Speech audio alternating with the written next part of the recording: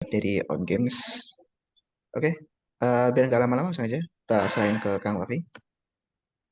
Oke, ya, halo teman-teman. Ya, sambil menunggu yang lain juga join ya. Ini sesi training kita terakhir ya. Ini final boss nih, Edwin nih. Kemarin kita udah training, udah 14 ya. Ini training kita terakhir ke 14. Itu kan 14 ya, 14.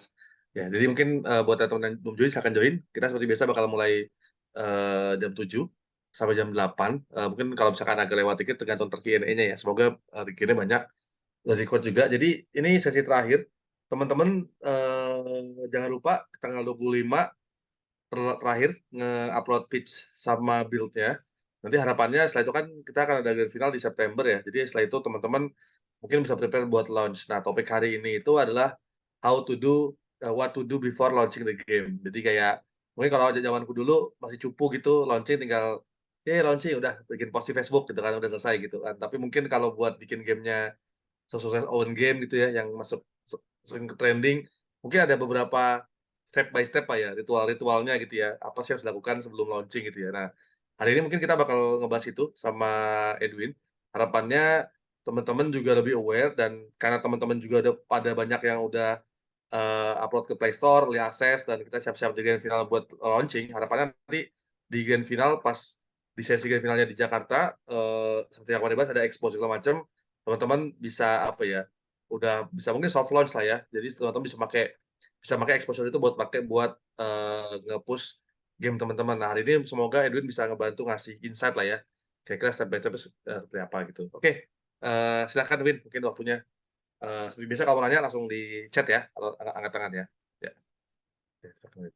Oke, thank you, Waf.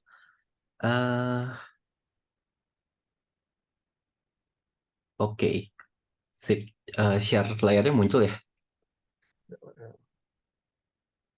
Oke, aman. Sip. Oke, kalau gitu saya mulai ya. Mungkin perkenalan singkat aja. Nama saya Aldwin dari On Games. Kita game developer asal Bandung. Game developer asal Bandung. Sekarang masih kerjanya remote semua.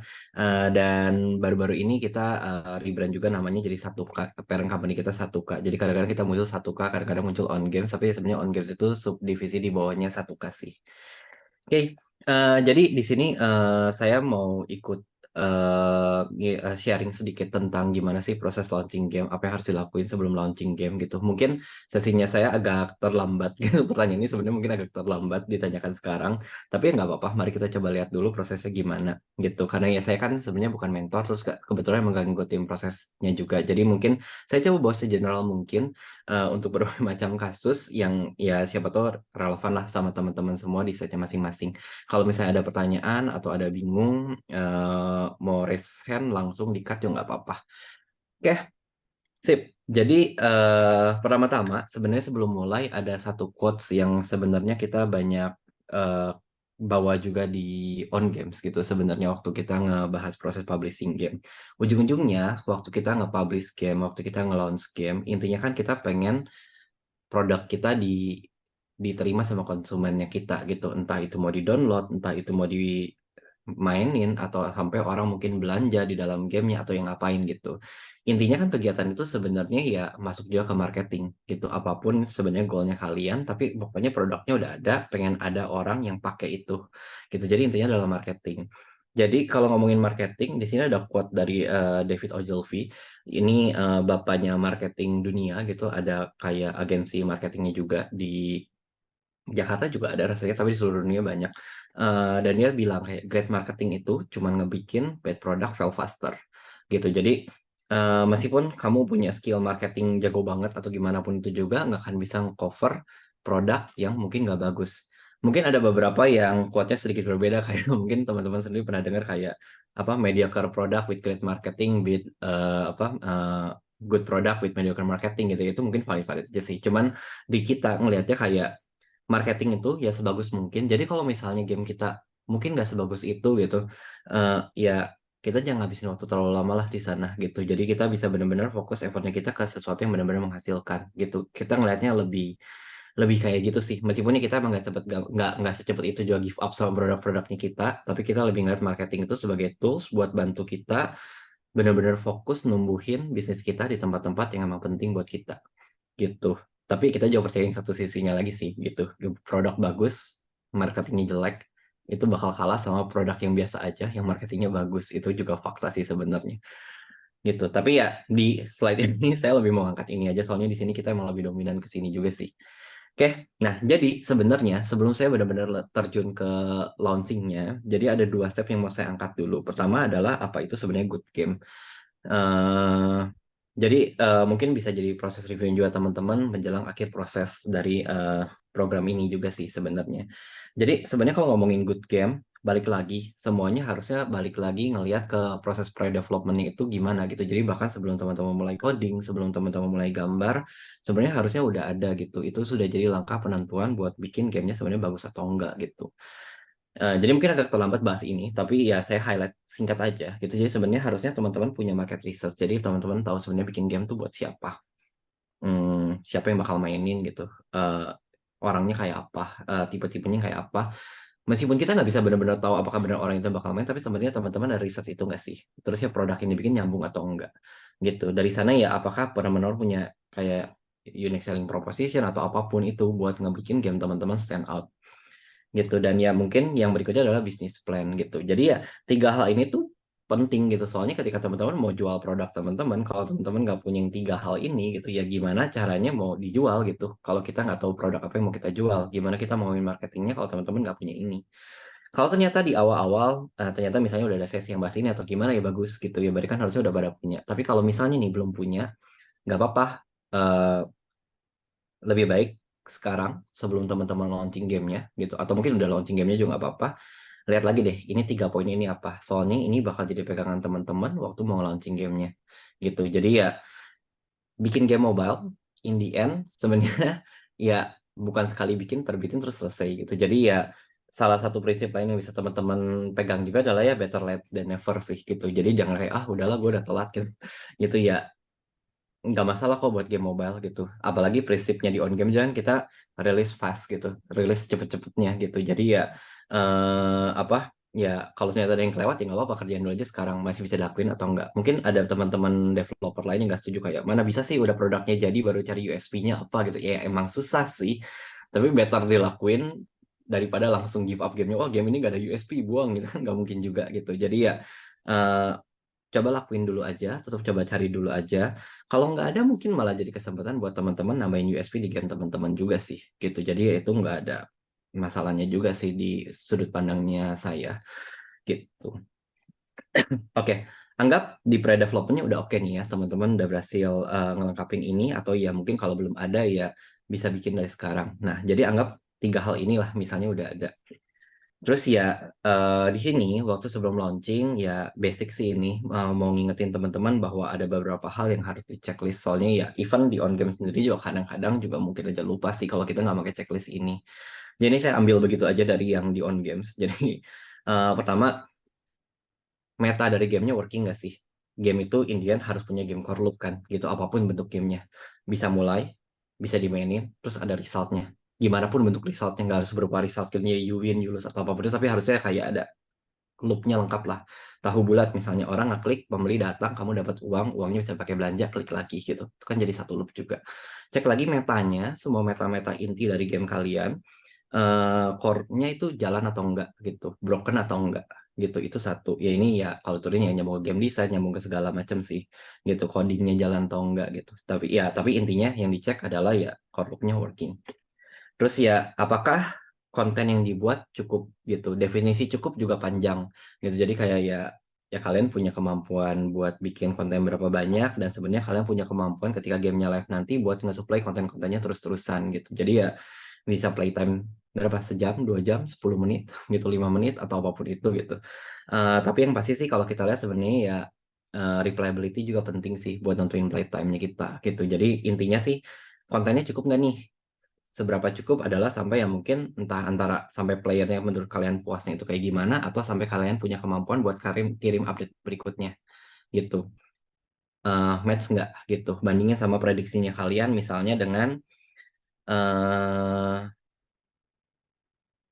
average playtime-nya menurut kalian berapa gitu. Misalnya kalian bikin game clicker gitu. Misalnya game clicker rata-rata orang kalau menurut yang kalian tahu gitu data-datanya misalnya orang main biasanya satu hari 15 menit atau mungkin yang bagus 30 menit. Jadi kalau misalnya kalian bisa update per minggu, harusnya kalau kalian punya konten 7 kali 15 menit cukup gitu. Itu bisa jadi satu sudut pandang juga sih gitu. Jadi ya lihatlah pokoknya intinya gamenya cukup nggak buat dimainin sama orang-orang sebelum orang langsung uninstall gitu gitu meskipun ya faktor uninstall ada banyak tapi ya kalau kontennya nggak ada kan nambah-nambah faktor juga kan buat uninstall terus cek lagi copyright. Pastiin semua artnya kalian aman, pastiin semua musiknya aman, kode SDK kayak license apapun lainnya. Kalau kalian pakai generative AI itu pastiin aman atau enggak yang kayak gitu kan kemungkinan nggak aman sih. Cuman ya cek lagi copyright dan kawan-kawan kredit segala macam itu pastiin lengkap. Pastiin ke data. Terus ya terakhir ya monetization gitu, pasti monetization beneran jalan. Eh Dulu berapa kali ikutan event ada orang yang nge-publish game dengan tes ads juga gitu loh gitu. Jadi ya tolong pastiin kalian ads-nya itu ya udah beneran ads beneran gitu. Kalau belum bisa pakai ads ya nggak apa-apa gitu. Tapi ya pastiin aja itu benar-benar working. Jangan pasang tes ads gitu. Kasihan banget kan user yang mainnya dan kasihan juga kalian nggak generate revenue. Apalagi goal dari kompetisi ini juga kan bisa ngeris $500 per orang per bulan kan gitu. Jadi ya hati-hati ini sering kelupaan gitu. Terus ya in-app purchase, pastiin in-app purchase-nya tes, itu artinya ya payment-nya benar bisa berhasil. Udah gitu ya teman-teman juga kalau ada orang yang benar belajar in-app purchase-nya, mereka bisa dapat itemnya gitu. Pastiin ini dicek dengan proper. Analytics pastiin analytics-nya udah keimplementasiin. Teman-teman kan harusnya waktu implement analytics udah gitu nanti baru ada ya masih ada download atau apa gitu. Pastiin semuanya udah ke log gitu. Coba-coba bikin kayak funnel atau misalnya lihat data-data kayak retention masuk atau enggak yang kayak gitu-gitunya pastiin semuanya jalan. Terus ya playtest gitu, coba sering-sering playtest sama QA gitu. Jadi ya biasanya kita gampang ngebedainnya gini aja sih. Playtest ya goalnya adalah buat ngecek gamenya oke nggak, menyenangkan atau enggak. Kalau yang quotation itu buat ngecek apakah gamenya berfungsi dengan baik atau enggak gitu. Pasti ini dilakuin sama dua orang yang berbeda kalau bisa gitu. Jadi ya dan ini berbeda juga sama orang yang ngelakuin development ya gitu. Jadi usahain bisa lakuin playtest sama lakuin QA gitu. Kalau biasa sih di kita checklistnya kurang lebih seperti ini. Nah, jadi anggap dari sisi planning tadi udah ada, dari sisi build-nya udah ada. Oke, jadi ya finally kita bakal mulai bahas tentang si launching gamenya itu sendiri. Kalau yang tadi mungkin masih bisa berlaku secara general gitu, entah itu game Steam atau apapun itu. Cuman yang berikutnya mungkin ini yang benar-benar proses yang kita lakuin di On Games. Aku coba simplified. Siapa tahu ya bisa jadi guide gitu. Tapi ya karena guide-nya dari On Games, kita publisher game mobile, ya jadinya ya semua gamenya ya mau mobile sih. Ini mungkin lebih fungsinya lebih buat mobile. Mungkin kalau yang platform lain bakal beda sih. Jadi, kalau di On Games, kita ngelihat publish, launching game itu bukan sebagai suatu action talk. Kita ngelihatnya sebagai suatu proses. Jadi, kalau kita ngomongin, oke, kita mau nge-launching game nih, gitu. Itu tuh pasti ada 3 hal gitu. Dari pre-launch, launch, sama post-launch-nya. Gitu. Jadi, ini tuh semuanya proses gitu. Soalnya ya launching, mobile game itu nggak kayak terbitin game terus berharap orang ada yang beli udah gitu ya ya udah gitu sebenarnya paling cuma update atau apa gitu kalau mobile game tuh nggak kayak gitu Indian industrinya sekarang demikian. Nah, apa sih yang harus dilakuin gitu ini saya coba semuanya dalam satu slide jadi siapa tahu bisa jadi checklist buat teman-teman buat nanti ngechecklist per item-itemnya waktu ntar benar-benar mau ngerilis. Jadi ya infonya mungkin pendek-pendek sih tapi ya semoga membantu. Jadi pertama pre-launch waktu teman-teman udah jadi nih produknya teman-teman tadi udah punya bisnis plan udah punya USP udah punya kayak market analisisnya juga. Dari 3 hal itu tadi, coba turunin jadi launching strateginya mau seperti apa gitu. Teman-teman bisa nilai sebenarnya dari gamenya teman-teman yang udah jadi, dari yang si bisnis plan-nya teman-teman, teman-teman tuh harus tentuin dulu, kita perlu alpha nggak ya? Apakah kita perlu alpha, beta, atau mau langsung full release aja gitu, peduli amat gitu. Itu soalnya masing-masing game tergantung genre-nya gimana, tergantung jenisnya gimana, tergantung bisnis plan-nya gimana, beda gitu prosesnya. Ada game butuh alpha, ada game lebih bagus kalau langsung rilis full. Misalnya hyper casual gitu. Hyper casual kita nggak pernah rilis alpha gitu, nggak ada guna. Kenapa? Soalnya hyper casual goalnya adalah buat bisa reach user sebanyak-banyaknya. Kalau kita alphain dulu sama Google Play-nya sendiri jadi batas gitu limit reach-nya gitu. Jadi ya nggak ada gunanya kita alphain gitu. Jadi lihat lagi produknya teman-teman, teman-teman putusin dulu itu rilisnya mau kayak apa sih. Nah, dari sana mungkin bisa lihat juga apakah kita mau manfaatin fitur-fitur spesifik dari store-nya. Misalnya di Google Play itu dia punya fitur buat pre-registration. Kalau game teman-teman adalah misalnya game yang based on IP-nya udah ada gitu, jadi berkesinambungan, udah punya user base gitu. Mungkin ya bisa andelin pre-registration, biar waktu launching teman-teman downloadnya bisa langsung gede gitu. Soalnya udah punya fans loyal yang dia dapat notifikasi bahwa gamenya udah tersedia gitu, langsung bisa download. Jadi pre-registration mungkin bermanfaat. Atau kalau misalnya teman-teman misalnya udah punya channel marketingnya sendiri gitu, misalnya kayak sosial media atau apapun, udah punya fanbase juga tanpa harus punya IP gamenya, ya bisa-bisa aja gitu manfaat registration, jadi orang-orang patut tunggu, jadi teman-teman bisa sebenarnya mulai proses marketingnya bahkan sebelum gamenya terbit gitu. Ini perlu diatur sih, jadi makanya lebih kayak launching strateginya gimana gitu. Terus ya termasuk ya hal-hal yang biasa basic technical kayak punya target country nggak misalnya gitu. Oke, misalnya kalau misalnya targetnya mau Amerika gitu, Western gitu, mungkin lebih bagus kalau misalnya kita rilis di New Zealand dulu, di Australia dulu, atau mungkin mau ke Filipina dulu gitu. Kan beberapa ngelakuinnya kayak gitu. Apakah perlu atau enggak gitu. Jadi ya turunin lah ini singkatnya istilahnya di kita ya bikin strategi launching. Dan buat ngelakuin ini harus tahu yang tiga tadi, pre-developmentnya tadi itu. Kalau enggak ya nggak jelas, ntar nggak nyambung gitu. Nah dari teman-teman punya launching strategi, terus yang harus dilihat lagi adalah ngefinalisasiin monetization plan-nya buat launching pertama gitu. Jadi teman-teman pasti punya bisnis plan kan, dan di bisnis plan-nya sendiri pasti punya hitungan gimana caranya kita mau dapetin revenue. Tapi ini harus distrukturin lagi waktu ke teman-teman mau launching gitu. Teman-teman sebenarnya ngarapin dapat revenue berapa gitu. Oke, emang goalnya punya revenue sekian, tapi waktu mau launching yang pertama, namanya mobile game, pasti itu nggak akan komplit, bener-bener komplit gimana pun juga. Kalau udah bener-bener komplit, biasanya antara teman-teman udah super pengalaman banget atau ya eh, emang gamenya yang benar-benar skalanya besar banget sih gitu. Jadi dari bisnis plan yang udah teman-teman susun itu, coba di set deh ekspektasinya waktu lagi mau launching ini, monetisasinya tuh mau gimana, rencananya gimana. Jadi teman-teman gak akan shock ketika misalnya revenue jauh banget dari ekspektasi di bisnis plan tanya teman-teman. Misalnya di bisnis plan kita bakal 1 juta download sebulan gitu, revenue bakal segini gitu. Terus ternyata jumpalitan gitu sama hasilnya gitu ya susah gitu. Makanya ya coba set ekspektasinya, lihat dari konten yang teman-teman udah bikin apa gitu, apa yang bakal teman-teman jual gitu, yang udah tersedia ya waktu mau launching pertama ini, buat initial launching ini. Jadi teman-teman bisa tahu aja iklannya bisa berapa banyak, playtime-nya bisa berapa banyak, iklannya modelnya apa aja yang mau dijual di dalamnya. Nah disitu turunin lagi ekspektasinya kayak gimana. Atau mungkin beberapa game juga punya strategi launching yang kayak aku pengen ngitung engagement gitu, fokusnya adalah engagement. Waktu aku rilis aku nggak mau mikirin monetization gitu, fokusnya saya adalah gimana nge-keep orang-orang stay dalam game gue. Jadi emang kita benar-benar set waktu initial launch expected revenue-nya $0. Kenapa kita nggak jualan item, kita nggak jualan, nggak ada iklan gitu misalnya, soalnya aku pengen dapet pure retention gitu. Itu juga termasuk strateginya gitu. Teman-teman ada mutusin itu nggak gitu? Kalau belum, cepat-cepat diputusin gitu, soalnya itu pengaruh ke satu keberlangsungan gamenya, ntar strategi kedepannya mau gimana gitu. Soalnya mobile game nggak kayak misalnya kayak game Steam yang penjualannya gede di minggu pertama gitu gitu turun pelan-pelan, harusnya nggak kayak gitu. Mobile game itu harusnya di maintain supaya tumbuh. Makanya ekspektasi awalnya harusnya ada buat produknya biar bisa berkelangsungan, dua buat mental teman-teman juga sih gitu. Nggak kayak kayak wah gila gue kerja capek-capek terus hasilnya kok kayak gini gitu. Jadi ya coba prediksi gitu. Prediksi again bisa benar bisa salah, tapi ya better ngelakuin prediksi daripada nggak tahu sama sekali kan. Tahu-tahu shock gitu. Syukur-syukur shocknya wah tahu-tahu laris gitu. Tapi kalau shocknya gara-gara tahu-tahu nggak laris gimana? Gitu. Jadi ya bikin lagi monetization plan buat initial launch-nya itu. Oke. Nah, terus yang pasti ya basic, siapin store listing, icon, screenshot, trailer, description, bla bla bla dan semua segala macam kayak gitu. Bisa juga store optimization di sini. Cuman ya pastiin align aja sama launch strateginya sih. Kalau ya buat store listing buat alpha, buat beta, buat full, buat registration pastinya beda kan gitu. Jadi pastiin align aja sama strateginya teman-teman.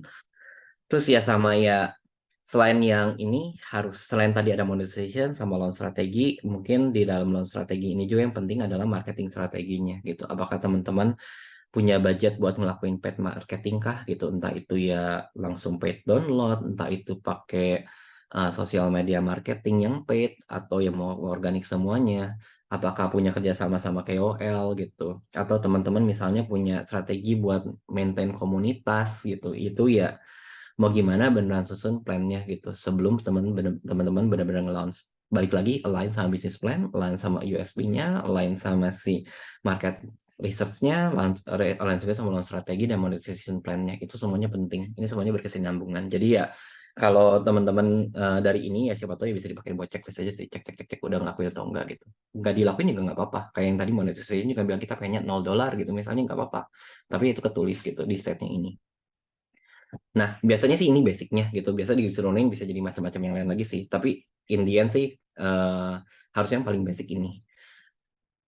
Kayaknya kalau ada salah satu yang hilang eh, susah sih gitu buat nentuin jalan ke depannya gitu. Itu pre-launch. Saran saya sih lakuin part ini.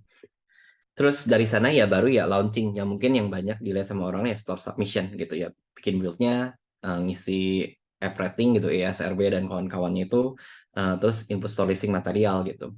Tapi ya di luar itu juga mungkin yang harus diperhatiin juga kapan sih mau launchingnya gitu. Jam berapa dan tanggal berapa itu mungkin bisa jadi pertimbangan teman-teman juga. Hari rilis katanya sih rilis di hari Kamis paling bagus gitu. Cuman ya tiap hari yang rilis game di Google Play berapa banyak gitu tuh. Ya berapa banyak kita yang bilang kayak hari Kamis paling bagus tuh semua orang rilis di hari Kamis, berarti kompetisinya juga kayak apa kan gitu. Jadi ya balik lagi lah alias sebenarnya rencananya mau kayak gimana sih buat tuh bener-bener nge-submit ke store-nya, dan pertimbangin juga buat waktu review dari Google Play-nya, terutama kalau akunnya teman-teman itu baru gitu. Kalau on games, submit game, event game baru kayaknya 2 jam, paling lama 4 jam terbit deh gitu. Tapi yang saya dengar, balik lagi saya dengar ya, jadi saya nggak benar-benar tahu.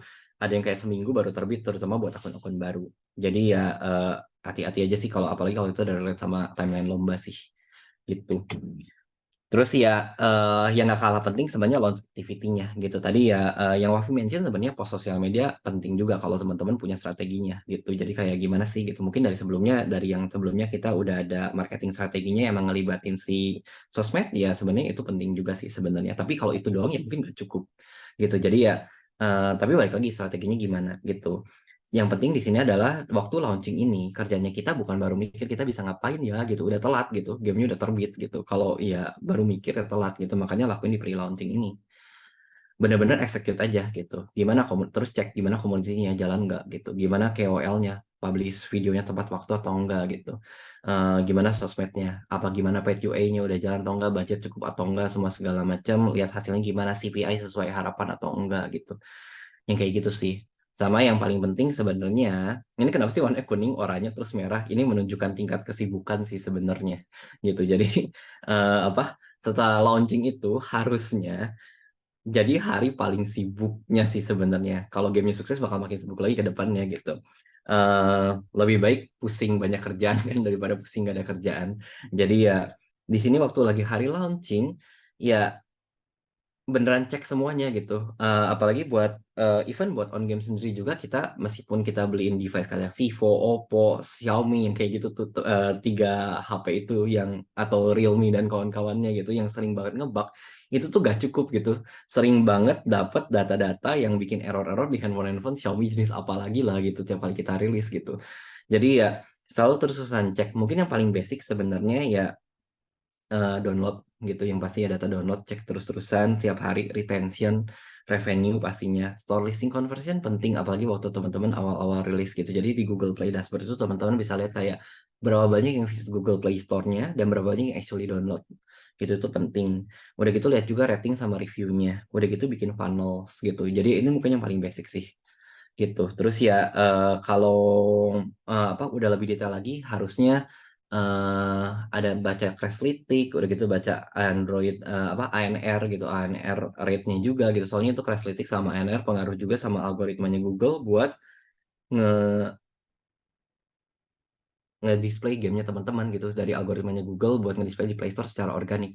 Jadi kalau crash rate-nya di atas benchmark, ANR-nya di atas benchmark, ya good luck deh gitu buat organic rate-nya gitu. Jadi ya itu harus diperhatiin juga gitu. Dan yang cek ini ya jadi kerjaan beneran terus gitu selama beres launchingnya juga ke post launch, terlepas dari launch activity yang teman-teman rancang di sini buat berapa lama ya gitu kan. Ini kan pasti punya strateginya tadi, tergantung kontennya berapa banyak, tergantung ya apa aja yang mau dilakuin gitu ya. Ini bisa seminggu, bisa 2 minggu, bisa sehari mungkin.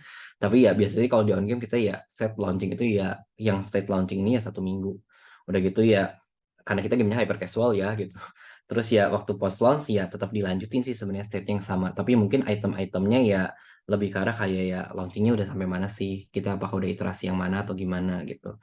Ya cek cek cek cek cek terus udah gitu ya review gitu. Cek ini kan lebih kayak ngecek performance ya. Habis dari sana biasanya kita punya yang namanya review gitu. Di apakah sebenarnya yang di review pertama adalah strateginya kita. Makanya yang tadi 3 step di awal tadi itu penting dan yang di sini juga penting gitu. Strateginya jalan nggak gitu. Karena kan waktu bikin strategi pasti ada analisanya, pasti ada reasoningnya juga. Reasoningnya masuk nggak? Analisanya masuk atau enggak gitu. Kalau ada isu, ada nggak yang bisa ditingkatin gitu sebenarnya? Ada nggak yang bisa diberesin isunya? Atau ada sesuatu yang bisa kita tingkatin lagi, ada yang bisa kita tweak nggak gitu? Dan di sini harus kasih judgement, jalan nggak gitu, gamenya sendiri jalan nggak sih gitu, per strateginya kita apa beneran proven atau enggak.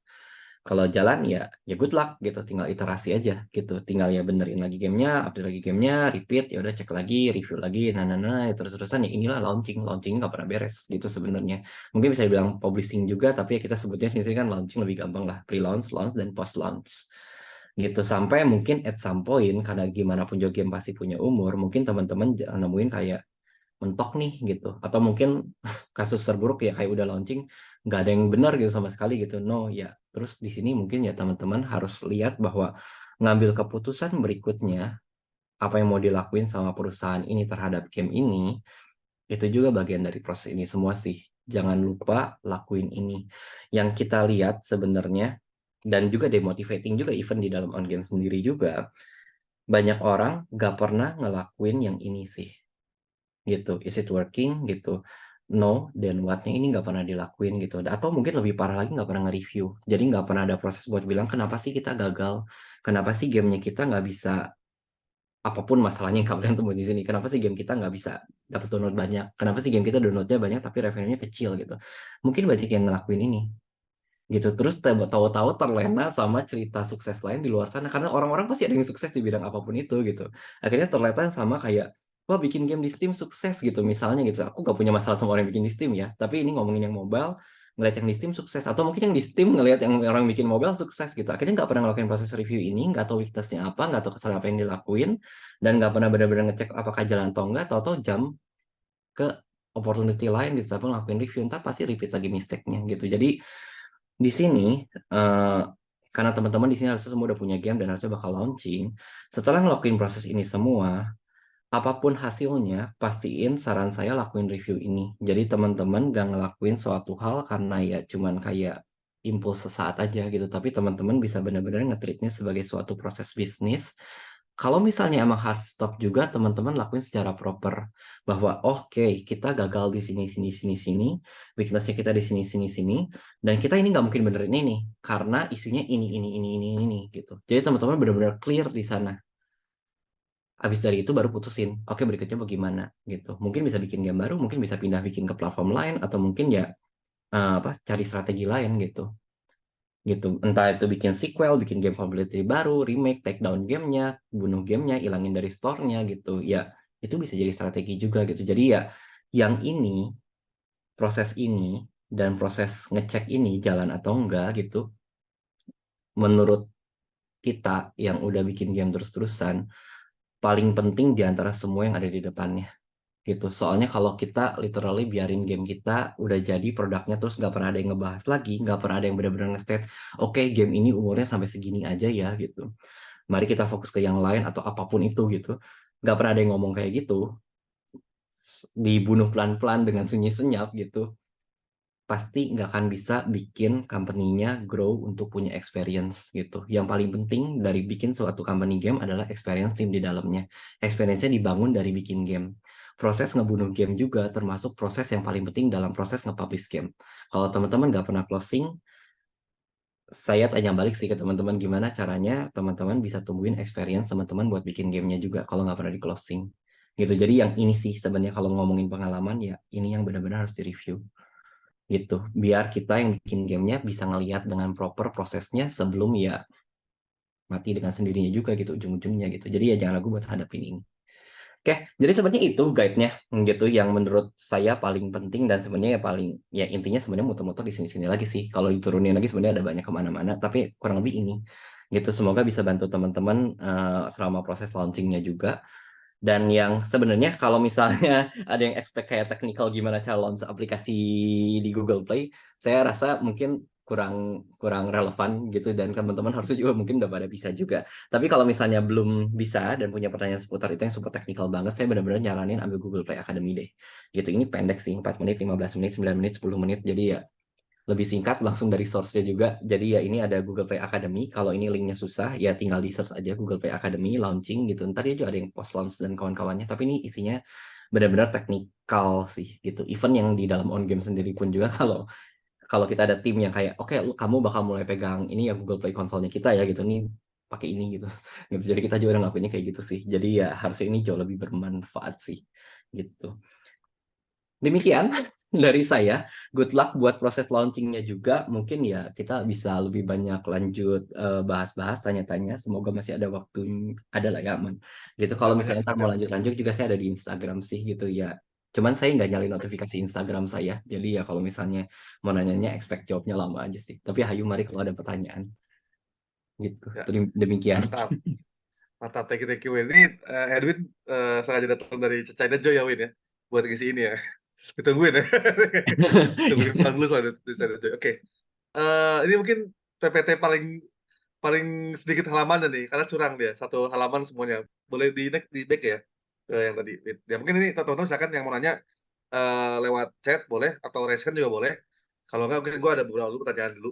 Ya, jadi mungkin pertanyaan dari gue lebih ini sih, lebih ke lu bisa ngasih ini nggak ya, kayak study case buat launching strategi itu yang make sense gimana sih? Misalkan contoh ya, kalau gamenya hyper casual tuh yang make sense seperti apa strateginya? Kalau misalnya gamenya yang casual, kayak gamenya out game gimana? Kalau yang agak lebih hardcore itu gimana? Midcore itu gimana? Jadi kayak mungkin teman-teman belum pernah nih kali ya ngebikin launching strategi itu apa sih, belum. Misalnya kayak tadi lo jelasin, tapi kayaknya gue belum tahu kebayang apa sih yang harus gue pikirin ketika gue bikin launching strategi. Nah, bisa kasih example nggak ya, contoh launching strategi yang pernah dilakukan sama on game, apa yang biar lebih kebayang sih, teman-teman bisa pakai buat case-nya teman-teman sendiri gitu sih. Oke, sebenarnya kalau ngomongin launching strategi ya bakal relate lagi sama apa yang sebenarnya kita tentuin waktu kita punya target marketnya itu sih, research marketnya gimana. Terus ya udah gitu masuk ke produk apa yang kita bikin, USP-nya apa, udah gitu ke bisnis plan-nya gimana. Nah dari sana kan masuk ke launch strateginya. Nah cuman ya kalau kayak itu kan jadi abstrak lagi. Jadi mungkin aku share-nya lebih kayak contohnya aja sih. Misalnya nih kita mau rilis game hyper casual gitu.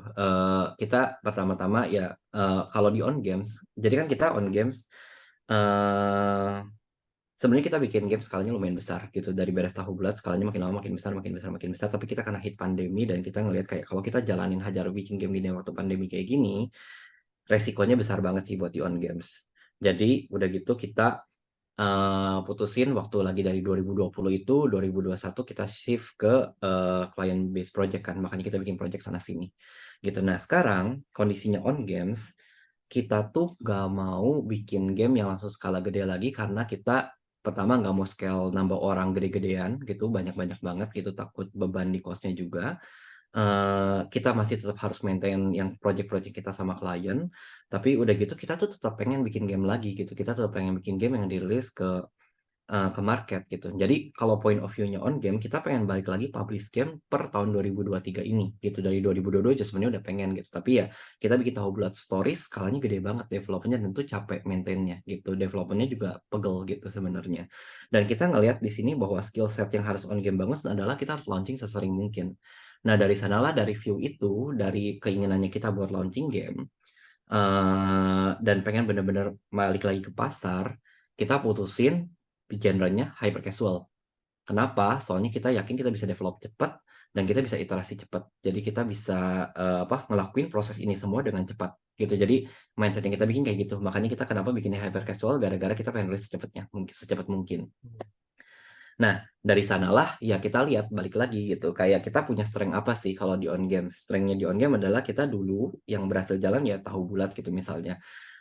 Gara-gara bikin game berdasarkan tren. Ya udah gitu. Jadi kita research gimana caranya kalau kita mau repeat sukses yang sama lagi ya berarti kita harus cari tren dong.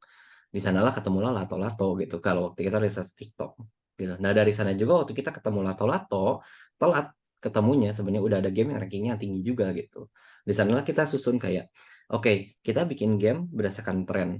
Tapi kita juga sendiri punya namanya on game yang kita harus jaga gitu. Maksudnya kita bikin game sama klien-klien yang sama sekali nggak kecil. Kalau kita bikin game setengah jadi kualitasnya asal-asalan gitu misalnya, saya nggak bilang yang dirilis asal-asalan ya, gitu. Cuman maksudnya kalau on game sedang ngerilis yang kualitasnya menurut kita nggak oke gitu, gimana caranya kita ketemu sama klien-klien kita, ntar harus yang bisnis B2C-nya, B2B-nya kita dong. Makanya ya udah kita lihat kayak bisa nggak sih kita nyusun strategi buat masuk ranking 1. Soalnya kalau kita ikutan bikin game lato-lato tapi kita nggak ada ranking 1, malu-maluin dong gitu. Nah dari sana diturunin gitu. Jadi benar-benar kayak kita harus developnya berapa lama. Hyper casual emang kita pengen cepet, bisa nggak 1 minggu beres gitu gamenya gitu. Terus kalau emang 1 minggu, game kayak apa sih yang kita bisa bikin? Apa yang bikin game lato-lato kita beda sama semua game lato-lato yang udah ada, atau bahkan game lato-lato yang udah dari peringkat 1 gitu. Terus udah gitu ya dari sana ya eh, fitur-fitur yang mau rilis apa aja gitu, apa aja yang paling penting gitu. Terus ya marketing strateginya gimana gitu. Jadi ya dan itu tuh benar-benar harus bisa secara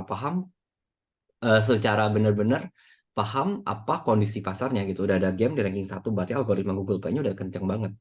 Kalau kita baru bikin game terus rilis ngarepin algoritma Google Play-nya jalan doang ya susah gitu. Nggak mungkin magically bisa jalan juga. Jadi kayak oke, mungkin kita butuh pay to A, berapa banyak sih yang kita mau keluarin. Terus ya hitung juga risknya. Kayak misalnya, oke, misalnya let's say kita mau keluarin berapa, 100 juta dulu gitu misalnya. Kalau hilang udah gitu nggak jadi apa-apa, terus gimana?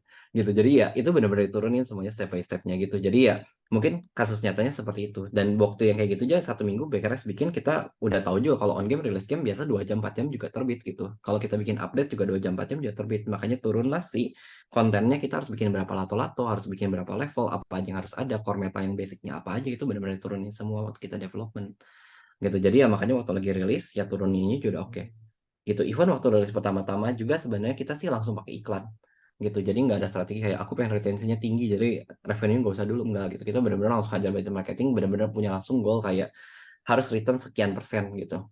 Baru kita bakal lanjutin juga, kalau nggak ya udah kita give up aja gitu. Jadi ya itu benar-benar ada targetnya gitu waktu lagi di pre-launch ini gitu. Jadi langsung turun juga, kita mau pasang iklan kan kita bisa hitung sebenarnya kita taruh iklannya berapa kali, kita bikin tebakannya orang 1 kali main berapa sesi gitu. Udah gitu ya kita bisa hitung sebenarnya ya berapa satu orang berapa kali lihat iklan. Udah gitu apa eh, kalau kita dapatnya segitu kan turun-turunin bisa lah jadi kayak LTV super sederhana banget. Terus ya kita bisa punya patokan CPI-nya kita harus gini gitu, cost marketing kita harus gini gitu. Jadi ya itu ada sih. Nah waktu lagi launching itu yang kita liatin cuma itu aja gitu. Soalnya gamenya juga game simple gitu, nggak perlu ngapa-ngapain, nggak perlu marketing aneh-aneh, makanya sosmed on games nggak diurus gitu. Jadi ya launch activity-nya di sana emang strateginya pure kayak gitu gitu. Benar-benar diperhatiin CPI sama LTV-nya gimana, pergerakannya gimana, retensinya gimana gitu. Orang main hari pertama sama orang main hari kedua playtime-nya gimana gitu. Itu yang benar-benar dibahas terus-terusan waktu lagi rilis. Pas udah jalan yang dibahasnya cuma seminggu sekali sih gitu. Soalnya ya bagian update atau apa sambil kita bikin game lain juga kan gitu. Tapi ya sampai sekarang yang kita masih ngejudge juga apa umur gamenya udah cukup atau enggak ya gitu. Terus ya jawabannya sih masih bisa simpel kayak ya hari ini download cuma masih 10.000, nggak apa-apa lanjutin dulu aja lah isi konten gitu. Ya kayak gitu juga bisa sih sebenarnya, nggak usah terlalu kompleks gimana. Tapi ya semua stepnya ada dan ngelakuinnya custom gitu. Apakah ini benar-benar jadi silver bullet yang barusan? Enggak sih. Kalau itu dipakai misalnya buat strategi rilis game idle mungkin nggak works gitu. Gitu. Apalagi buat rilis game MMORPG gitu, action gitu ya mungkin nggak works sih. Tapi kurang lebih flow-nya kayak gitu sih kalau ngomongin kasus misalnya ya lato-lato gitu, Clackers Master. Masih berarti kompleks banget ya. Berarti tadi sorry, mungkin gue coba recap ya juga ke teman-teman ya. Berarti pertama lu kan ngeliatin dulu nih strength-nya teman-teman itu buat ngeliatin kita bisa jauh mana nge-push produk ini kan ya. Mungkin kalau teman-teman ini udah telat ya, kalau di Gameset buat mau bikin game apa udah telat ya. Kamu udah mau rilis kan gitu kan ya. Jadi kan game-nya udah ada nih. Tapi berarti pertama justru nge-planning kita sejauh mana mau go-nya kan ya. Berarti ngeliatin dari kemampuan finansial atau apa ya timnya kayak gimana. Berarti proses strategi itu termasuk mikirin juga buat nanti marketingnya gimana sama pas launch activity seperti apa sama kapan kill-nya. Artinya kayak step dari pre-launch sampai post-launch itu udah ke planning semua ya sebelum kita melakukan pre-launch beneran gitu ya. Gitu nggak sih? Kayak in Yep. short ya. Bahwa lu udah tahu kalau return berapa itu berarti nggak working, di kill gitu-gitu ya. Mm-mm, Oke. betul. Jadi waktu sebelum kita Yes. mulai benar-benar development, sebelum kita nge-mock up, sebenarnya kita lempar ide kayak mau bikin game kayak ginian gitu. Terus udah gitu bakal ditanya kayak kenapa game ini bisa sukses gitu. Jadi ya pasti ada itunya sih, baru kita turunin ke mockup, abis mockup ditanya lagi kenapa game ini bisa sukses gitu, jadi itunya ada sih gitu. Makanya tadi sebenarnya waktu yang di awal-awal saya kan jadi lebih kayak mungkin agak terlambat sih, tapi sebenarnya tahu prosesnya yang nggak ada salahnya juga. Toh Indian mobile game ya sebenarnya udah di tahap, ada juga yang kayak awal-awal launching hasilnya jelek, tapi begitu di maintain terus-terusan masih bisa jadi bagus juga kan gitu, nggak jarang. Among Us juga kayak gitu, meskipun nggak tahu sih di manage atau enggak. Tapi ya baru sukses 1 tahun kemudian kan. Flappy Bird juga kayak gitu.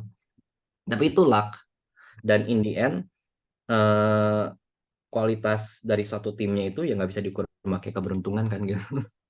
Gitu, bukan hal yang bagus buat dijual gitu sebagai kualitas dari satu tim. Oke, mungkin lagi teman-teman silakan mau resen atau as di chat boleh ya. Gue nanya dulu deh kalau gitu. Tadi mungkin ada 2 pertanyaan tambahan sih yang dapat dari tadi jawaban lu ya. Pertama, tadi gue nanya juga sih di chat sini kan ada patokan is working kan ya. Kalau nggak Mhm. working apa gitu. Nah, patokan is working atau enggaknya tuh gimana ya? Tahunya gimana tuh kayak apa? Oh ini game lumayan bagus atau kurang banget atau harusnya di kill gitu. Nah biasanya kalau itu patokannya apa? Lebih ke ini teman-teman juga masih baru kan ya, kayak berapa angka yang itu hitungannya atau ada patokan nggak ya kayak nggak worth it nih atau masih bisa diusahakan atau udah ini bagus banget gitu ya. Mhm. Jadi pertama is it working yang dilihat adalah sama bisnis plan sama strateginya kita, analisa-analisanya kita seberapa melenceng sih gitu. Jadi kan kayak tadi waktu kita mau bikin game kan ditanya tuh kenapa bisa sukses? Soalnya karena ini gitu misalnya. Jadi sebenarnya buat bisa ini syaratnya kita harus gini gini gini misalnya. Kenapa bisa sukses? Tuh ada tuh gamenya di ranking 1 Google Play gitu. Lagi ramai tuh trennya gitu misalnya. Jadi ya oke gara-gara itu ya gitu. Makanya kalau kita mau nge-keep itu gimana? Oke kita harus develop gamenya sebelum apa? Sebelum trennya mati gitu. Di sana keluar 1 minggu gitu. Jadi kan itu sebenarnya bisa jadi satu parameter sebenarnya. Jadi nggak sih? Soalnya kan bisa aja mungkin udah 1 minggu gamenya nggak jadi terus kita batal tapi itu kan bisa aja. Nah terus ya tapi kan ditanya juga udah 1 minggu mau ngapain gitu sebenarnya dari sana. Oke jadi setelah 1 minggu kita bakal nambahin fiturnya A B C D E gitu misalnya. Jadi yang basic pokoknya yang penting bisa main lato-latonya dulu lah. Nanti abis itu kita mau nambahin level lah. Kita mau nambahin kayak custom lato-latonya kayak gini gitu. Nah, itu kan sebenarnya kita biasanya kalau apalagi hyper casual kan udah banyak banget ya sebenarnya pakem-pakemnya gitu. Jadi kayak inilah tools buat retention, inilah tools buat kayak ya shop dan kawan-kawan kayak gitu. Maksudnya apa fitur-fitur yang kayak gitu tuh basic gitu, hampir semua hyper casual ada gitu. Jadi ya kita juga tahu benchmarknya kayak retentionnya nyampe nggak sih gitu. Misalnya D1 nyampe nggak 40% dan kawan-kawannya. Kalau biasanya nambahin kayak gini bisa nambah berapa persen sih yang kayak gituannya ada. Gitu. Jadi tiap kali kita ngelakuin yang proses yang kayak gini gitu, kayak kita lihat gitu kayak seminggu terakhir kita nambah fitur ini jalan nggak sih? Gitu. Misalnya di Lato-Lato kita bikin fitur yang buat apa? Buat yang kayak idle mekaniknya itu gitu, ada bangun-bangun kotanya kecil-kecilan gitu, jalan atau enggak sih? Naik retentionnya berapa sih? Yang kayak gitu itu kita lihat ada juga. Nah, dari sana sebenarnya intinya judulnya adalah ngelihat apakah gamenya masih punya potensi buat digarap atau enggak gitu. Jadi buat ngelihat kayak eh, lanjutin nggak nih developmentnya gitu. Itu ada satu sih gitu. Sama satu halnya lagi adalah kayak dari sisi finansial juga harus dicek gitu. Soalnya Indian kan harus bayar gaji juga, harus bayar biaya marketingnya juga gitu. Kita lihat sih marginnya berapa gitu. Jadi cost marketing kita keluarin segini, revenue kita dapetnya segini, nutup gak biaya development gitu.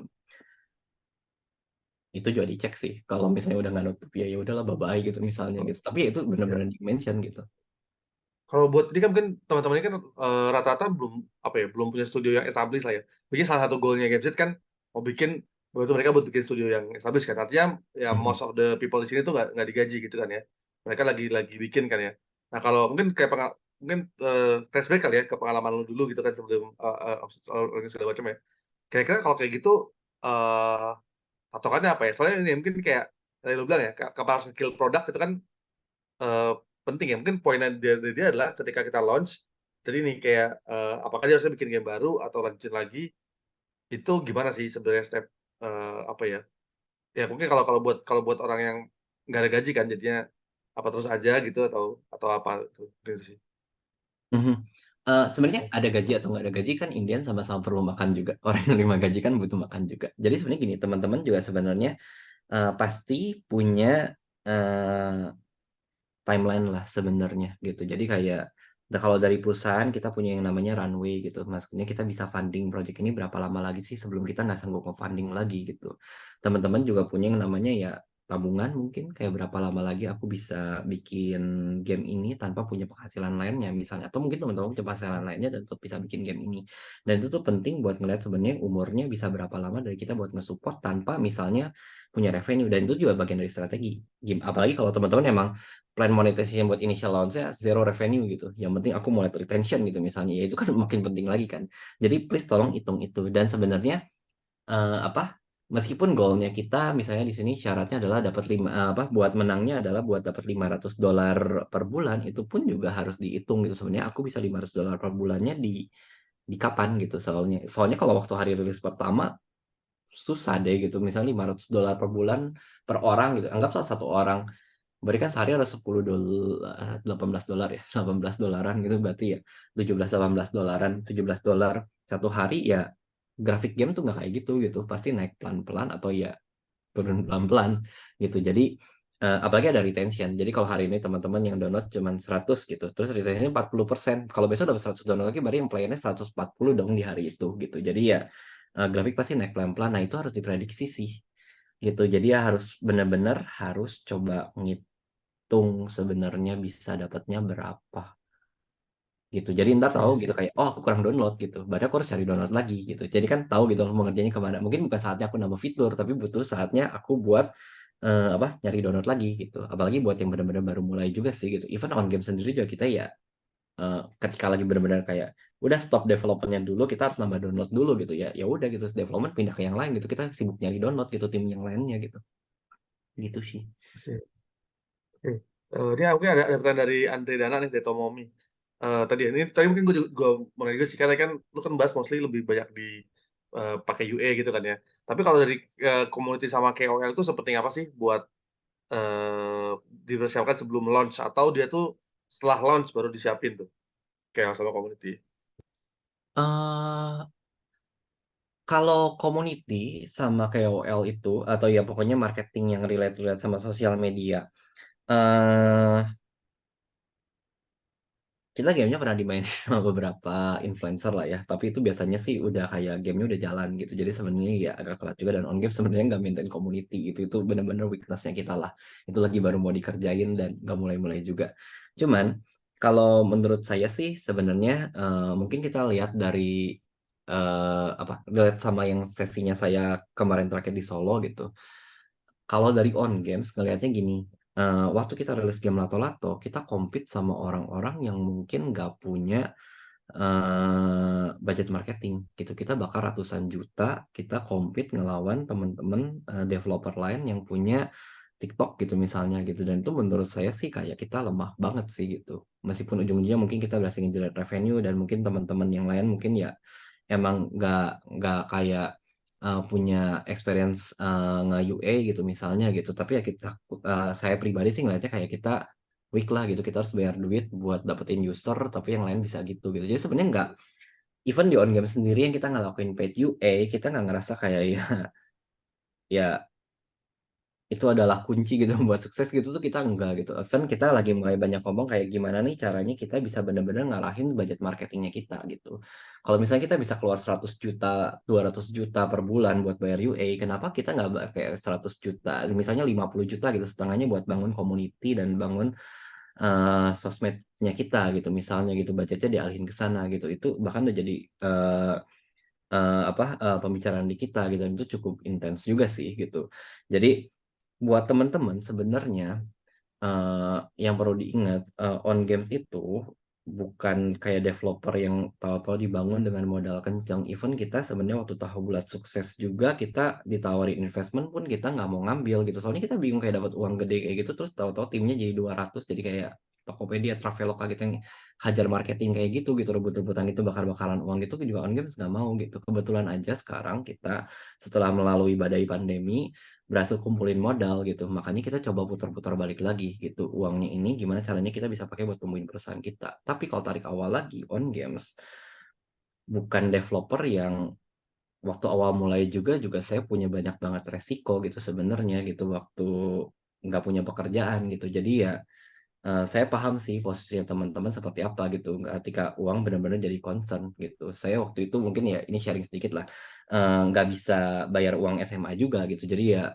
kalau uang emang benar-benar jadi isu dan waktu itu benar-benar waktu bikin game awal zamannya Flash terus dapat revenue dari iklan kita pakai buat gaji juga sih. Jadi emang benar-benar kebiasa kayak uangnya ya pakai buat putar-putar balik lagi. Dan yang kita lakuin saat ini berani UA itu karena kita ya udah dari hasil kerja kerasnya kita, dari ngelakuin B2C-nya kita, B2B-nya kita dari proyek-proyek lain itu, dan kita bahas juga di on game, kita bilang bahwa ini mau kita putar balik lagi uangnya buat ngegedein bisnis gamenya kita yang ke konsumer langsung gitu. Makanya kita pakai itu dengan sangat aware sebenarnya gitu. Jadi ya bukan benar-benar itu satu-satu kuncinya sih gitu. Jadi ya coba teman-teman lihat, ada banyak developer lain bikin game dia log di YouTube gitu ya Kajel, entah itu Akhir Pekan Studio gitu, sukses juga karena mereka punya zero marketing budget dan kita benar-benar ya ngefans sih sama mereka gitu.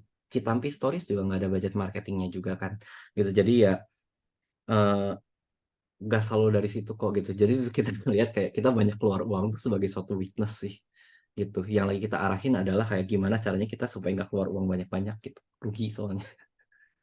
Sih. Jadi mungkin kalau dari lu sebenarnya harusnya kalau bisa bikin community apa power KOL sama community lakuin aja gitu kali ya. Tapi kan unfortunately mungkin dari out game masih jadi weakness gitu kan ya. Gitu Kalau gitu saat kali ini ya. kita masih Dan ngeliatnya sebenarnya kita oke. lemah banget. Lihat aja sosmednya on game nggak diurus. Paling tahu bulat baru mulai lagi gitu. Tapi ya susah kan. Ya ya. Oke Mhm. oke. Dre gimana Dre? Mungkin coba jawab ya. Jadi kita masih ada 9 menit. Silakan yang lain mau nanya. Nah, gue mungkin mau nanya dulu deh, dulu pertanyaan tambahan. Silakan kalau belum ada yang nanya lagi ya. Kalau tadi kan lu jadi bahas tentang yang pre-register ya. Nah, sebenarnya kalau dari kayak game-game yang tipenya ini, sebenarnya majority majority game di game ini tuh casual sih, yang ada mungkin yang mid-core, eh, tapi cuma dikit gitu ya. Nah, ada beberapa yang jadi kayak premium gitu. Nah, menurut lu eh, strategi pre-register tuh make sense ya sih? Kayak misalkan buat yang casual ya, mungkin kalau kayak HP casual nggak make sense ya. Tapi buat casual yang mungkin bukan kayak lato-lato ya, casual tuh kayak apa ya? Kayak cash in gitu kali ya, atau kayak apa yang agak panjangan dikit lah gitu ya. Nah itu apakah masih make sense atau enggak tuh buat strategi di launchingnya? Eh, Mau coba nggak? Sebenarnya pre-registration di Google Play itu tuh dia bisa sampai 3 bulan sih. Jadi tapi kalau 3 bulan juga sebenarnya nggak recommended sama Google Play-nya soalnya mungkin orang-orang lupa katanya. Tapi kalau kita punya channel komunitas yang bagus gitu sebenarnya, eh harusnya iya sih, harusnya ini kita pre-registration bahas dari awal sesi sih gitu. Jadi kayak teman-teman begitu lolos gitu bisa langsung apa pre-registration start aja gitu. Mungkin ya bisa dibantu juga sama game sheet gitu misalnya buat kayak ayo kalau mau daftar gitu nanti gamenya pas sudah terbit gitu bisa pre-register. Mungkin harusnya bisa itu sih baru kepikiran. Cuman apa itu tuh gunanya buat kayak gitu gitu bentuknya gitu. Jadi kalau teman-teman punya channel buat narik orang buat pre-register gitu. Kalau enggak yang dilakuin sama publisher-publisher gede, even game casual juga kan sebenarnya in-app purchase juga bagus biasanya kalau gamenya sukses. Eh Mereka iklan di Facebook gitu, jadi mungkin teman-teman juga sering dapat kayak ya tempat iklan di Facebook gitu klaimnya menarik waktu diklik mau install pre-register gitu sebenarnya. Emang itu channel marketing sih gitu. Jadi ya selama teman-teman bisa ngedapetin resource ya buat nunjukin pre-registrationnya gede gitu, ngangkat pre-registrationnya bisa lumayan gede gitu sesuai standarnya teman masing-masing, ya bagus sih gitu. Cuman kalau sekarang cuman tinggal sisa seminggu, ya. Masih Tapi ya sebulan, balik masih lagi. sebulan, masih Eh, sebulan. eh, Kan 25 eh September ya. nah 12 itu kan ininya apa 25 itu kan sebenarnya eh, apa pitchingnya ya. Tapi kan Aha. sekarang masih tanggal 25. Jadi sebenarnya itu nggak sih sebenarnya wajib udah ada build-nya sih kalau dari Oh pas tanggal iya. 25 ya.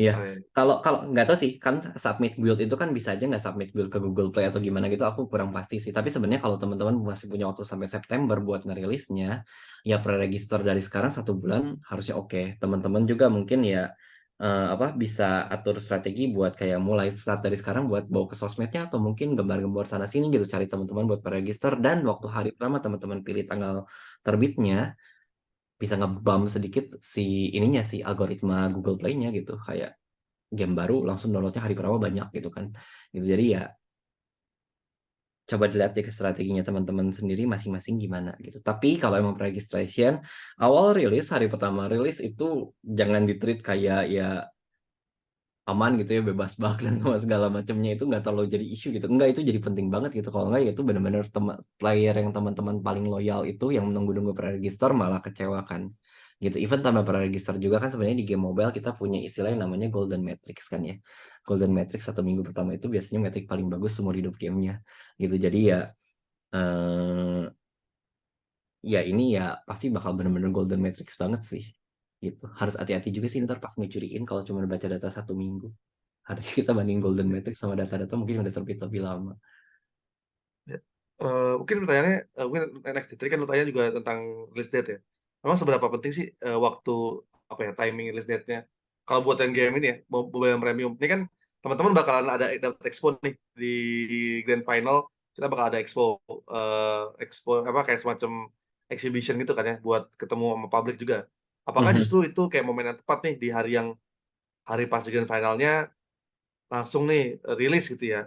Mungkin itu tadi ya. Mungkin nyambung pertanyaan adalah kayak kapan harusnya lu pindah dari early access ke rilis lah ya. Dan dia tadi mungkin lebih ke buat masalah tentang timing tuh apa sih? Ada guideline nggak ya? Atau rule of thumb-nya gitu ya. Kayak kapan harusnya lu rilis dan ya itu waktunya gimana? Misalkan lagi ada event marketing kah? Sehingga ngepasin atau sehari sebelumnya atau gimana gitu. Hmm. Sebenarnya sih jawaban paling tepat sebenarnya lupakan lombanya sebenarnya. Pertama lupakan dulu lombanya. Eh Kalau nggak ada proses itu semua, sebenarnya jawaban paling tepat adalah sesuai developmentnya sama live ops-nya gimana sih gitu. Even game-game besar juga kan sebenarnya banyak geser-geser jadwal launching gitu. Kalau masih banyak isu ya jangan geser dari early access-nya juga.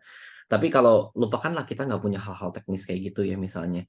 eh Timing itu pasti dilihat sama demand pasarnya gitu. In the end, apapun jenis gamenya gitu, sama pasti punya pengaruh kapannya kita ngerilis gitu. Kalau di on game sih sebenarnya kita ngeliat kayak musim-musim sekarang gitu, musim-musim awal sekolah itu tuh nggak ideal gitu, misalnya buat rilis game gitu. Itu jadi satu pandangan juga. Hmm. Sebenarnya kalau ngomongin September, Oktober kayak gitu adalah musim-musim yang sebenarnya Oktober mungkin udah enggak, tapi September, Agustus itu musim-musim paling susah dapetin download gitu secara global gitu. Even game-game yang performance-nya udah bagus juga biasanya September, Oktober tuh punya penurunan gitu. Tapi itu kan balik lagi itu teori overallnya gitu sebenarnya. Gara-gara emang pasar mungkin baru mulai sekolah, baru mulai semester baru, semua orang termotivasi belajar atau gimana kayak gitu gitu. Jadi jarang main game gitu. Tapi ya buat beberapa orang mungkin bisa dilihat jadi kayak opportunity gitu. Artinya kan sebenarnya kalau punya teori kayak gitu, artinya developer-developer gede gitu menghindari bikin konten yang benar-benar signifikan di yang kayak gini gitu. Di musim-musim ini mungkin punya kesempatan buat teman-teman yang benar-benar punya USP-nya ya cocok gitu buat rilis sekarang gitu. Jadi sebenarnya ngeliat timingnya lebih ke sana sih. Gitu, soalnya timing Oh, itu lebih ke pengaruh buat kompetitor, kita lebih ke manfaatin kompetitor external ya, maksudnya condition. kayak Mm-mm. ya sih. Berarti lebih ke jangan nyampe nabrak sama game lain gitu ya, rilisnya gitu ya. Mungkin mungkin gitu ya poinnya ya. Iya sih, Oke, apalagi oke. kalau benar-benar kayak apa kayak Pokemon Go gitu rilis itu kan kayak gimana cara saingannya gitu. Hmm, Mhm. ya sih. Silakan mungkin ada yang mau nanya, mungkin Calvin nih biasa suka nanya nih. Belum angkat tangan ya dari tadi. Belum Ben. Lagi di luar, maaf Mas. Oh ya boleh boleh. Belum ya berarti ya. Oke. Silakan yang ada, kita tinggal ada waktu 2 menit lagi. Kalau enggak gue mau nanya pertanyaan lagi nih. Ada silakan. Oke. Mungkin yang eh pertanyaan yang terakhir kali ya. Lebih ke dari gue ini sih, lebih ke ini kan tadi kan lu kan juga bilang nih Win ya, kayak misalkan kalau dia working habis itu diiterasi kan ya, kalau enggak di kill lah kalau begitu kan dievaluasi kan ya. Nah tapi pertanyaannya yang gunanya adalah kenapa kalau udah working malah diterasi ya, bukan udah working udah bagus gitu, maksudnya lebih ke kenapa konteksnya kayak is oke itu diterasi gitu. Kalau sepengetahuan gue kan iterasi itu karena lu nanti kayak kurang oke maka diterasi biar lebih bagus kan. Nah berarti di Hmm. sini agak beda ya, metriknya udah bagus diterasi lagi biar lebih bagus gitu atau gimana, mungkin lebih ke Oke, pengen tahu deh kenapa kenapa udah working malah di trade gitu kan udah working. I see. Yap. Soalnya gini, andai kan ada yang working kan sebenarnya yang workingnya strateginya juga udah gitu ya, apakah gamenya benar-benar bisa nunjukin hasil yang benar-benar sesuai sama strateginya kita gitu. Apakah benar-benar kita nemuin sesuatu yang bisa jadi dan biasa di prosesnya itu tuh kita ada buang juga sebenarnya. Oh fitur yang kita tambahin ini nggak work gitu jadi kita buang juga gitu makanya ya dan dimasukin ke dalam proses satu putaran buat improve gamenya lagi kan jadi sebenarnya nggak selalu kayak karena game mobile entah itu hyper casual atau apapun itu pasti ada fitur yang dibuang atau fitur yang ditambah lagi gitu makanya kita ngelihatnya kayak iterasi keberapa sih ini gitu. Soalnya apalagi buat hyper casual atau game-game yang skalanya kecil, kita benar-benar ngelihatnya kayak ya gamenya baru terbit, udah gitu apa eh ya di-update terus-terusan aja gitu. Jadi ya iterasi satu, iterasi dua, iterasi tiga gitu aja sih. Bener-bener manfaatin proses iterasinya itu udah waktu lagi live Ya gitu sih. sih. Itu lebih ke planet planet iterasi, tapi hanya akan dilakukan kalau worth it lah gitu kalau begitu ya. Jadi sebenarnya bukan gara-gara working literasi kan. Lu udah ada plan, tapi kalau emang worth it lanjutin, kalau enggak gitu kan ya. Jadi bukan Iya. bukan bukan if else ya. Tapi lebih ke if not lakukan gitu kan ya. Oke, make sense sih. Mhm. Oke, ini kita udah jam 8, udah tepat sejam. Ini gue kasih last last chance nih buat teman-teman nih. Ini apa mungkin udah kecapean pada pusing nyiapin ini kali ya, final build kali ya. Banget. Silakan teman-teman ada pertanyaan. Saya dari gua aja nih banyak kan. Satu dari Andre nih, thank you. Biasanya lumayan rame nih atau cukup cukup overwhelming kah? Cukup ini speechless dengan presentasi. Jadi ini BTW ini kayaknya ini boleh nggak ya ini di kita akan di record kan ya? Ini boleh kan ya di screenshot dipakai buat patokan anak-anak gitu ya harusnya. Boleh, Ya, silakan ya. Semoga bermanfaat gitu. Jadi emang dari kemarin waktu lagi nyusun slide-nya emang dipikir daripada banyak panjang lebar gitu bikin repot teman-teman yang mau ngerilis ya. Makanya kita susun jadi satu slide gini sih. Gitu ya. Semoga ya mantap. bermanfaat. Gitu, Sip, sip. tapi mungkin harus tetap diimprove dengan caranya teman-teman masing-masing ya gitu. Jadi mungkin ya ini benar-benar basic, seriusan ini simplified juga, banyak proses yang kita cut off juga. Jadi ya ini basicnya sih perlu diimprove sama teman-teman dan sesuaiin sama culture-nya masing-masing aja. Oke. Sip. Oke, mungkin nah, ya, ini karena kita udah habis juga waktunya dan nggak ada yang nanya, mungkin kita bisa sudahin. Mungkin thank you dulu buat Edwin buat waktunya. Kita kasih aplaus dulu teman-teman. Buat Edwin, thank you, thank you. Thank Ya, you juga buat semoga kesempatannya. sesinya berfaedah. Karena ini adalah sesi terakhir, kita tidak akan ada training lagi setelah ini. Sisanya dan harusnya teman-teman yang lagi mentoring paling lambat mentoring sebelum pitch sebelum tanggal 25 ya, for obvious reason ya. 25 harusnya udah beres semua. Semoga ini bisa kepake teman-teman launching. Itu dia mungkin ada beberapa info bisa dipakai juga. Mau di adjust strateginya buat nanti ngikutin timingnya grand final jadi segala macam juga oke. Yang paling pastikan teman-teman masuk ke grand final dulu ya. Kalau nggak lucu kan udah bikin planningnya tetap nggak masuk grand final gitu. Oke, sip. Kalau gitu thank you buat teman-teman juga yang udah datang. Thank you buat Edwin. Gue balik lagi ke Yusuf. Silakan yuk. Oke, thank you banget buat Kak Edwin udah berbagi ilmunya buat kita semua. Semoga bermanfaat juga buat teman-teman. Oke, dan kita sudah sudah selesai sudah training sessionnya Gameset kali ini. Dan semangat buat teman-teman. Semoga bisa lolos di grand final dan semoga kita bisa ketemu di grand final nanti. Oke, thank you guys atas waktunya dan kesempatannya.